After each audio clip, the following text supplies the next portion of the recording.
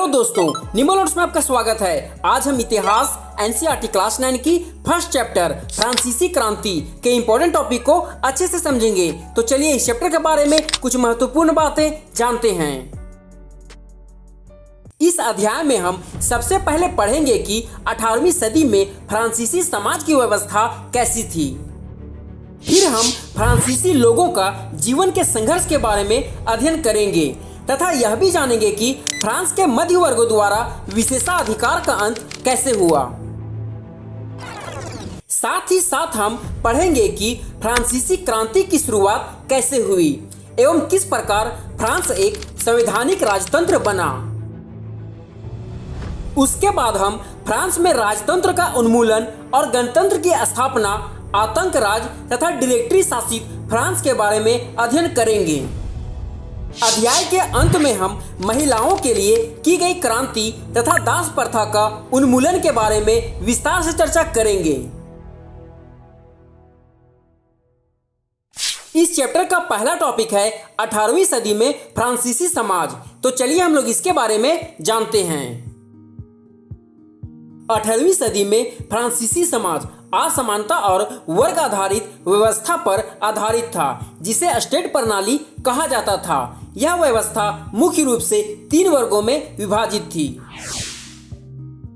पहला, पादरी वर्ग। इसमें चर्च से जुड़े लोग आते थे, जैसे बिशप, पादरी आदि। समाज में इनकी ऊंची स्थिति थी, उन्हें कर नहीं देना पड़ता था और बहुत सी विशेष सुविधाएं प्राप्त थी।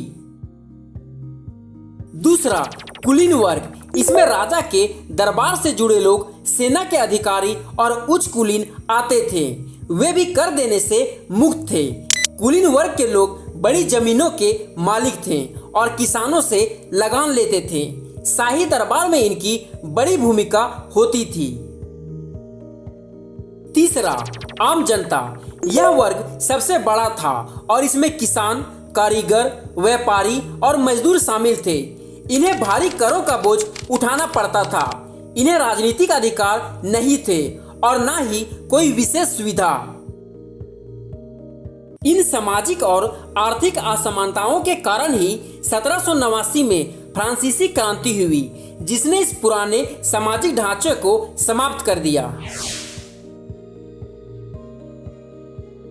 हमारा अगला टॉपिक है 18वीं सदी में जीने का संघर्ष। तो चलिए हम लोग इसके बारे में जानते हैं। फ्रांस की जनसंख्या सन 1715 में 2.3 करोड़ थी, जो सन 1789 में बढ़कर 2.8 करोड़ हो गई, जिसके कारण अनाज उत्पादन की तुलना में उसकी मांग काफी तेजी से बढ़ी। अधिकतर कामगार कारखानों में मजदूरी करते थे और उनकी मजदूरी मालिक तय करते थे, लेकिन मजदूरी महंगाई की दर से नहीं बढ़ रही थी। फलस्वरूप अमीर गरीब की खाई चौड़ी होती गई।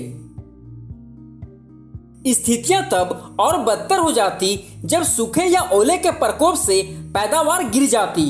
इससे रोजी रोटी का संकट पैदा हो जाता था। ऐसी चरम स्थिति प्राचीन राजतंत्र के दौरान फ्रांस में काफी आम थे। हमारा अगला टॉपिक है मध्य वर्गों द्वारा विशेषाधिकार का अंत। तो चलिए हम लोग इसके बारे में जानते हैं। 18वीं सदी में फ्रांस में एक नया सामाजिक वर्ग उभरा, जिसे मध्य वर्ग कहा जाता था। इसमें व्यापारी, वकील, डॉक्टर, शिक्षक, लेखक आदि जैसे लोग शामिल थे। ये लोग आर्थिक रूप से संपन्न तो थे, लेकिन राजनीतिक और सामाजिक रूप से इनके पास बहुत कम अधिकार थे। फ्रांस में उस समय समाज को 3 वर्गों में बांटा गया था। पहले और दूसरे वर्ग को कई विशेष अधिकार प्राप्त थे, जैसे करों में छूट, उच्च पदों पर अधिकार आदि। लेकिन तीसरे वर्ग, खासकर मध्य वर्ग को यह सब नहीं मिलता था। मध्य वर्ग शिक्षित था और उन्होंने रूढ़िवादी सामाजिक व्यवस्था को चुनौती देना शुरू किया। वे मानते थे कि सभी मनुष्यों को समान अधिकार मिलने चाहिए। उन्होंने विशेषाधिकारों की व्यवस्था को अन्यायपूर्ण समझा और उसके अंत की कल्पना की।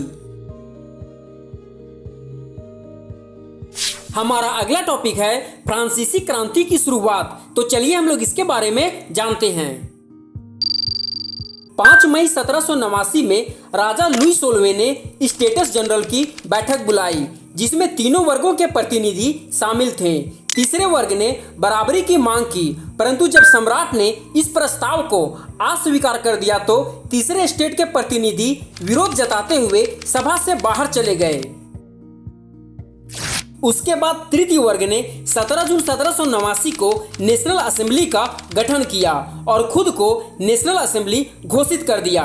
14 जुलाई 1789 को तीसरे स्टेट के आम लोगों ने बास्तिल का किला, जो निरंकुशता का प्रतीक था, उसे ध्वस्त कर दिया। देहाती इलाकों में गांव-गांव यह अफवाह फैल गई कि जागीरों के मालिकों ने भाड़े पर लठैतों लुटेरों के गिरोह बुला लिए हैं, जो पक्की फसलों को तबाह करने निकल पड़े हैं। कई जिलों में भय से किसानों ने कुदालों और बेलचों से ग्रामीण किलों पर आक्रमण कर दिया। उन्होंने अन्न भंडारों को लूट लिया और लगान संबंधी दस्तावेजों को जलाकर राख कर दिया। कुलीन बड़ी संख्या में अपनी जागीरें छोड़कर भाग गए। अपनी विद्रोही प्रजा की शक्ति का अनुमान करके लुई 16वें ने अंततः नेशनल असेंबली को मान्यता दे दी और यह भी मान लिया कि उसकी सत्ता पर अब से संविधान का अंकुश होगा।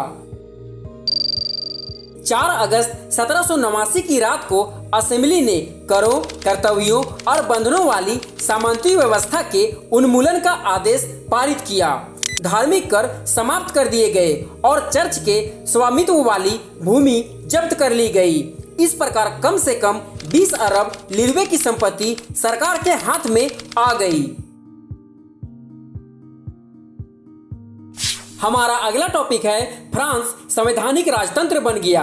तो चलिए हम लोग इसके बारे में जानते हैं। नेशनल असेंबली ने सन 1791 में संविधान का प्रारूप पूरा कर लिया। इसका मुख्य उद्देश्य था सम्राट की शक्तियों को सीमित करना। एक व्यक्ति के हाथ में केंद्रीकृत होने के बजाय अब इन शक्तियों को विभिन्न संस्थाओं, विधायिका, कार्यपालिका एवं न्यायपालिका में विभाजित एवं हस्तांतरित कर दिया गया। इस प्रकार फ्रांस में संवैधानिक राजतंत्र की नींव पड़ी। सन 1791 के संविधान ने कानून बनाने का अधिकार नेशनल असेंबली को सौंप दिया। नेशनल असेंबली अप्रत्यक्ष रूप से चुनी जाती थी। सर्वप्रथम नागरिक एक निर्वाचक समूह का चुनाव करते थे, जो पुनः असेंबली के सदस्यों को चुनते थे। संविधान पुरुष एवं नागरिक अधिकार घोषणा पत्र के साथ शुरू हुआ था। जीवन के अधिकार, अभिव्यक्ति की स्वतंत्रता के अधिकार और कानून बराबरी के अधिकारों को मुख्य अधिकार के रूप में स्थापित किया गया। अर्थात ये अधिकार प्रत्येक व्यक्ति को जन्म से प्राप्त थे और इन अधिकारों को छीना नहीं जा सकता।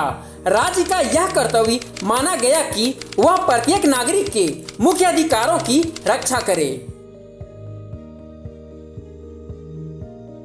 हमारा अगला टॉपिक है फ्रांस में राजतंत्र का उन्मूलन। तो चलिए हम लोग इसके बारे में जानते हैं। फ्रांसीसी क्रांति न केवल सामाजिक और आर्थिक परिवर्तन लाई, बल्कि इसने राजतंत्र को समाप्त कर गणतंत्र की स्थापना की। यह एक ऐतिहासिक घटना थी जिसने पूरी दुनिया को लोकतंत्र की दिशा में सोचने पर मजबूर किया। राजतंत्र के उन्मूलन का कारण। पहला, राजतंत्र की स्थिति। राजा लुई 16वें के शासन में जनता गरीबी, करों और भूखमरी से परेशान थी। राजा और दरबार के शाही जीवन में फिजूल खर्ची थी, जिससे जनता में असंतोष बढ़ा। दूसरा, राजा लुई 16वें की गिरफ्तारी। 1791 में राजा भागने की कोशिश में पकड़ा गया। लोगों का विश्वास टूट गया कि राजा संविधान के साथ ईमानदार है। तीसरा, राजतंत्र का अंत। 21 सितंबर 1792 को राष्ट्रीय कन्वेंशन ने राजतंत्र को आधिकारिक रूप से समाप्त कर दिया। लुई 16वें को 21 जनवरी 1793 को गिलोटिन द्वारा मृत्यु दंड दिया गया। हमारा अगला टॉपिक है फ्रांस में गणतंत्र की स्थापना। तो चलिए हम लोग इसके बारे में जानते हैं। पहला, प्रथम फ्रांसीसी गणराज्य। 22 सितंबर 1792 को प्रथम गणराज्य की घोषणा की गई। अब देश का प्रमुख कोई राजा नहीं बल्कि जनता के प्रतिनिधि बने। दूसरा, नए संविधान और शासन। नागरिकों को समानता और स्वतंत्रता के अधिकार मिले और समाज में विशेषाधिकार समाप्त हुए। राजतंत्र का पतन और गणतंत्र की स्थापना ने यह सिद्ध कर दिया कि राजा ईश्वर का प्रतिनिधि नहीं बल्कि जनता ही सर्वोच्च है। फ्रांस में गणतंत्र के सिद्धांतों ने बाद में यूरोप और दुनिया भर में लोकतंत्र को प्रेरित किया। हमारा अगला टॉपिक है फ्रांस में आतंक राज। तो चलिए हम लोग इसके बारे में जानते हैं। सन 1793 से 1794 तक के काल को आतंक का युग कहा जाता है। रोबेस्पियर ने नियंत्रण एवं दंड की सरल नीति अपनाई।